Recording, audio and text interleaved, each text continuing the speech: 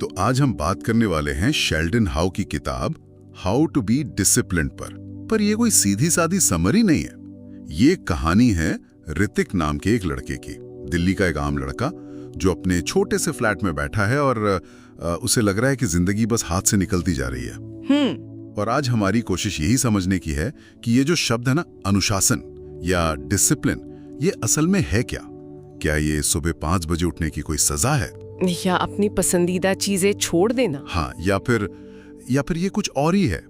हम ऋतिक की कहानी के जरिए इसके पीछे की साइकोलॉजी को समझने की कोशिश करेंगे, एक एक करके। बिल्कुल। और हम देखेंगे कि अनुशासन कोई बाहर से थोपा गया नियम नहीं है, बल्कि एक अंदर की ताकत है। ये कहानी हमें उन प्रैक्टिकल तरीकों तक ले जाएगी जिनसे कोई भी अपनी जिंदगी की दिशा बदल सकता है। तो चलिए ऋतिक की उस रात से शुरू करते हैं। हाँ, जब उसे लगा कि बस अब कुछ नहीं हो सकता, और तभी उसे ये किताब मिलती है। कहानी के शुरू में ऋतिक अपनी 9 to 5 जॉब से पूरी तरह ऊब चुका है। उसे लग रहा है कि वो बस जी रहा है, लेकिन किसी खास मकसद के लिए नहीं, एक ऑटो पायलट मोड पर। एग्जैक्टली। और फिर वो पहला चैप्टर पढ़ता है और किताब की एक बात उसे जैसे आईना दिखा देती है। क्या? कि वो सालों से एक ऐसी ट्रेन में बैठा है जिसकी कोई मंजिल ही नहीं है, और अगर मंजिल ही पता ना हो तो पहुंचोगे कहाँ? और यहीं पर अनुशासन की पहली और सबसे मजबूत नींव रखी जाती है, स्पष्टता। किताब का तर्क है कि हमारा दिमाग एक जीपीएस की तरह है। अच्छा। अगर आप उसमें कोई डेस्टिनेशन डालोगे ही नहीं तो वो आपको रास्ता कैसे दिखाएगा? सफल होना है या खुश रहना है, ये सब धुंधली बातें हैं। जीपीएस को एक क्लियर एड्रेस चाहिए। तो ऋतिक पहली बार अपनी जिंदगी में सच में कलम और कागज लेकर बैठता है और अपने लिए एकदम साफ लक्ष्य लिखता है। जैसे अगले 6 महीनों में 10 किलो वजन घटाना। सिर्फ फिट होना है नहीं, बिल्कुल स्पेसिफिक। हाँ, 10 किलो घटाना है। डिजिटल मार्केटिंग के 3 एडवांस कोर्स पूरे करने हैं। हर महीने 5 नई किताबें पढ़नी है। और एक लक्ष्य जो उसे बाद में समझ आता है, वो था हर हफ्ते अपने माता पिता को फोन करना, क्योंकि रिश्ते भी एक लक्ष्य होते हैं ना। हाँ, ये बात बहुत गहरी है। रिश्ते भी एक लक्ष्य है जिन्हें साधना पड़ता है, पर इसमें एक खतरा भी है। क्या? कई बार लोग इतने परफेक्ट लक्ष्य बनाने में उलझ जाते हैं कि कभी शुरुआत ही नहीं कर पाते। हाँ, वो एनालिसिस पैरालिसिस जिसे कहते हैं। बिल्कुल। किताब कहती है कि शुरुआत करना एक परफेक्ट प्लान बनाने से कहीं ज्यादा जरूरी है। और ये बात अगले ही दिन साबित हो जाती है। ऋतिक सुबह 6 बजे का अलार्म लगाता है और उसे स्नूज कर देता है। 1 घंटे बाद उठता है, मतलब पहले ही दिन फेल। और यहीं पर 99% लोगों की कहानी खत्म हो जाती है। हाँ, उसने हार मान ली। या किताब में इस पहली हार से निपटने का भी कोई तरीका था। यही तो कहानी का सबसे मजेदार मोड़ है। किताब का एक मेन सिद्धांत है कि असफलताएं इस प्रोसेस का अंत नहीं, बल्कि हिस्सा है। अनुशासन का मतलब कभी न गिरना नहीं है, इसका मतलब है हर बार गिरकर उठना। ऋतिक को भी लगता है कि वो हार गया, पर फिर वो एक छोटा सा काम करता है। वो अपनी दीवार पर एक चार्ट लगाता है और अपने हर लक्ष्य के आगे छोटे छोटे बॉक्स बना देता है। अच्छा, एक विजुअल ट्रैकर जैसा जो उसे उसकी प्रोग्रेस दिखाए। एग्जैक्टली। और हर बार जब वो कोई काम पूरा करता तो एक बॉक्स पर टिक लगा देता। इससे दिमाग को एक छोटी सी जीत मिलती होगी। बिल्कुल। और एक और तरीका वो अपनाता है, बड़े पहाड़ जैसे लक्ष्यों को छोटे छोटे कदमों में तोड़ने का।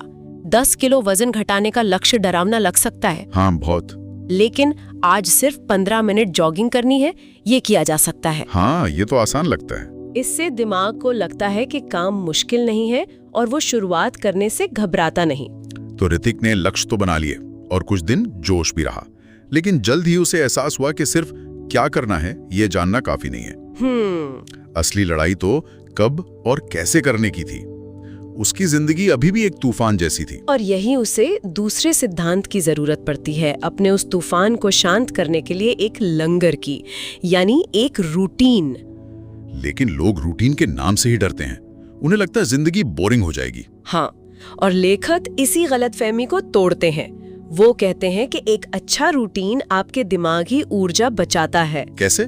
जब आपको पता होता है कि सुबह उठ के क्या करना है, तो आप क्या करूं ये सोचने में अपनी एनर्जी बर्बाद नहीं करते। वो एनर्जी आप अपने सबसे जरूरी कामों के लिए बचा कर रखते हैं। सही बात है। तो ऋतिक अपने लिए एक रूटीन बनाता है। सुबह 6 बजे उठना, फिर एक्सरसाइज, फिर पढ़ाई, फिर ऑफिस, रात 10 बजे तक, हर घंटा प्लान्ड। और इसका असर भी दिखता है। हाँ, उसकी प्रोडक्टिविटी इतनी बढ़ जाती है कि ऑफिस में उसका मैनेजर भी हैरान रह जाता है। लेकिन यहाँ एक सवाल है, क्या इतना सख्त रूटीन आपकी क्रिएटिविटी मतलब रचनात्मकता को खत्म नहीं कर देता? कई आर्टिस्ट तो कहते हैं कि वो बेतरतीबी में ही बेस्ट काम करते हैं। बहुत अच्छा सवाल है। और कहानी में ऋतिक के साथ भी बिल्कुल ऐसा ही होता है। एक शाम उसका दोस्त उसे मूवी देखने के लिए बुलाता है, जो उसकी रूटीन का हिस्सा नहीं था। तो वो मना कर देता है? हाँ, लेकिन उसे बुरा भी लगता है। और यही किताब का एक और जरूरी सबक सामने आता है। आपका रूटीन एक जेल नहीं, एक ढांचा होना चाहिए। मतलब नियमों में थोड़ी बहुत गुंजाइश होनी चाहिए। बिल्कुल।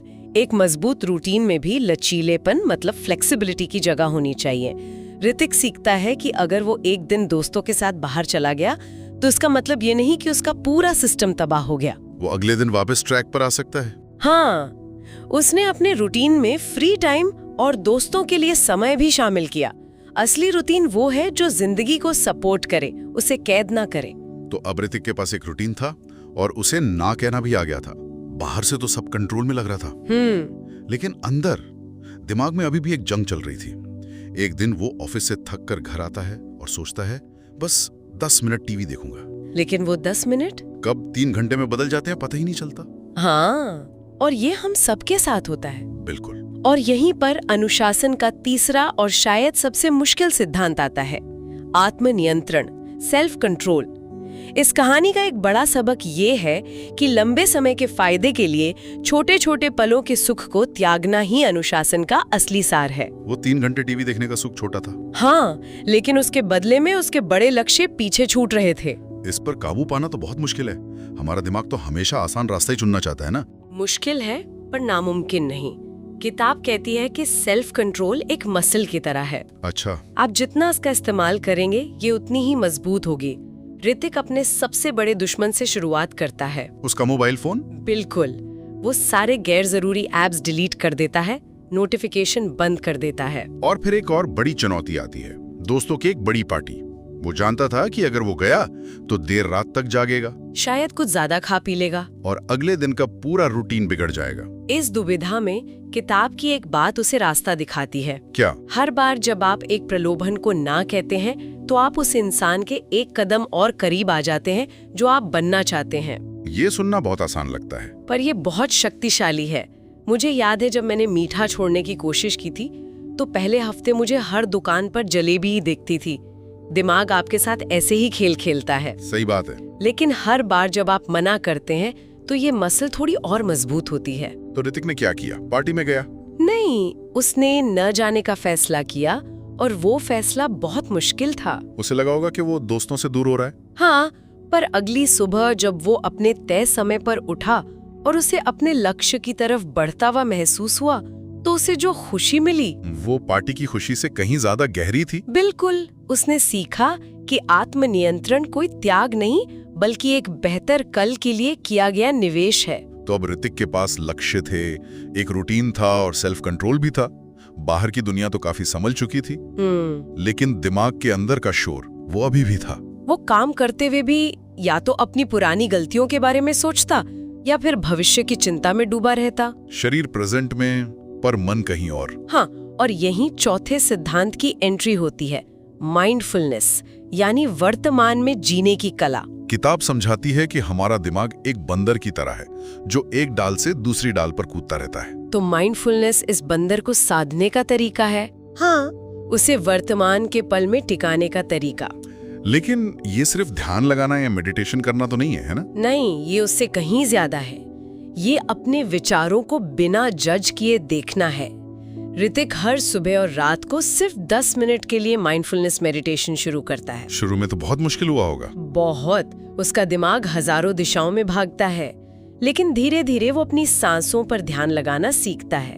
और इसका एक साइंटिफिक आधार भी है। अच्छा? हाँ, विज्ञान कहता है कि जब हम माइंडफुलनेस का अभ्यास करते हैं तो हमारे दिमाग का एमिगडाला, जो डर और तनाव का सेंटर है, वो असल में शांत हो जाता है। मतलब ये कोई सिर्फ आध्यात्मिक कल्पना नहीं है? बिल्कुल नहीं, ये दिमाग की वायरिंग को बदलने का एक तरीका है। और उसका असर उसकी जिंदगी पर कैसे पड़ा? कमाल का असर था।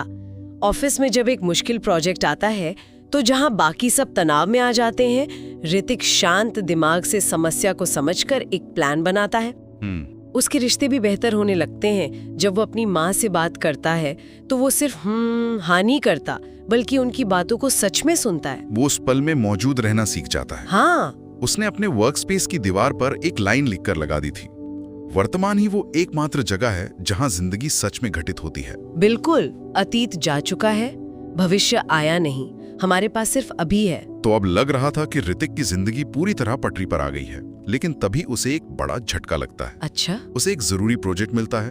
वो बहुत मेहनत करता है पर डेडलाइन मिस हो जाती है और उसका मैनेजर उसे सबके सामने डांटता है। ओहो। उसे लगता है कि उसकी सारी मेहनत, सारा अनुशासन, सब बेकार हो गया। वो वापस वहीं आ गया है जहां से शुरू किया था। ये कहानी का क्लाइमैक्स है और यहीं 5वां सिद्धांत काम आता है, असफलताओं से सीखना। किताब का एक बहुत गहरा विचार है कि असफलता आपके कैरेक्टर का सर्टिफिकेट नहीं है, वो सिर्फ एक नतीजा है। हाँ, और हर नतीजे के पीछे कोई कारण होता है।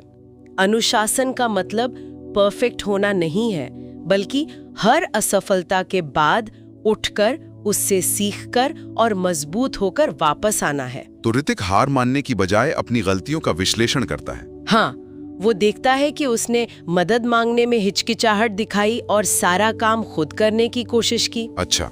उसने टीम के साथ ठीक से कम्युनिकेट नहीं किया। यह असफलता उसे उसकी कमजोरियों का आईना दिखाती है, जिन्हें वो अब सुधार सकता है। उसने सीखा कि फेल होना अंत नहीं, बल्कि सीखने का एक जरूरी हिस्सा है। बिल्कुल। और ये हमें आखिरी और शायद सबसे जरूरी सिद्धांत पर लाता है, निरंतरता, कंसिस्टेंसी। ऋतिक को एहसास होता है कि उसने जो कुछ भी सीखा, लक्ष्य बनाना, रूटीन फॉलो करना, सेल्फ कंट्रोल, वो सब तभी काम का है जब वो उसे लगातार करता रहे। यहाँ लेखक एक बहुत शक्तिशाली बात कहते हैं, motivation gets you started but consistency keeps you going. मतलब प्रेरणा आपसे शुरुआत तो करवा सकती है, लेकिन आपको मंजिल तक सिर्फ निरंतरता ही ले जाएगी, खासकर उन दिनों में जब आपका कुछ भी करने का मन नहीं होता, जब आप थके होते हैं, निराश होते हैं। उन दिनों में भी अपने काम पर लगे रहना ही असली अनुशासन है। वही असली अनुशासन है। और ऋतिक यही करता है। जब उसे वही प्रोजेक्ट दोबारा मिलता है जिसमें वो फेल हुआ था, तो इस बार वो डरता नहीं। वो अपनी गलतियों से सीखे सबक को लागू करता है, छोटे छोटे कदम उठाता है और लगातार अपने प्लान को फॉलो करता है। और इस बार वो सफल होता है। हाँ। और उसकी सफलता सिर्फ उस एक प्रोजेक्ट की सफलता नहीं थी, वो निरंतरता की जीत थी। तो शेल्डन हाउ की किताब और ऋतिक की इस कहानी का जो निचोड़ है, वो ये नहीं है कि आपको 6 चीजें करनी है। निचोड़ ये है कि अनुशासन बाहर से थोपी गई कोई सजा नहीं, बल्कि अंदर से चुनी गई आजादी है। आजादी, पल पल के छोटे छोटे प्रलोभनों से, अपने ही दिमाग के भटकाव से और असफलता के डर से। सही। ऋतिक की कहानी दिखाती है कि सफर कभी खत्म नहीं होता। किताब का अंत भी यही कहता है कि अनुशासन कोई मंजिल नहीं जिसे पा लिया, ये तो एक यात्रा है, एक आदत है जिसे हर दिन जीना पड़ता है। इस पूरी चर्चा के बाद मेरे दिमाग में एक सवाल घूम रहा है। क्या? हम सब अपनी जिंदगी में बड़े बदलाव लाना चाहते हैं, लेकिन क्या हम अनुशासित होने के इस विशाल विचार से ही इतना डर जाते हैं कि कभी पहला कदम ही नहीं उठा पाते? अच्छा सवाल है। अगर अनुशासन का असली मतलब हर दिन सिर्फ एक छोटा सही कदम उठाना है, तो क्या असली चुनौती पहाड़ चढ़ने की है ही नहीं, बल्कि आज के दिन का बस वो एक छोटा सा पत्थर हटाने की है?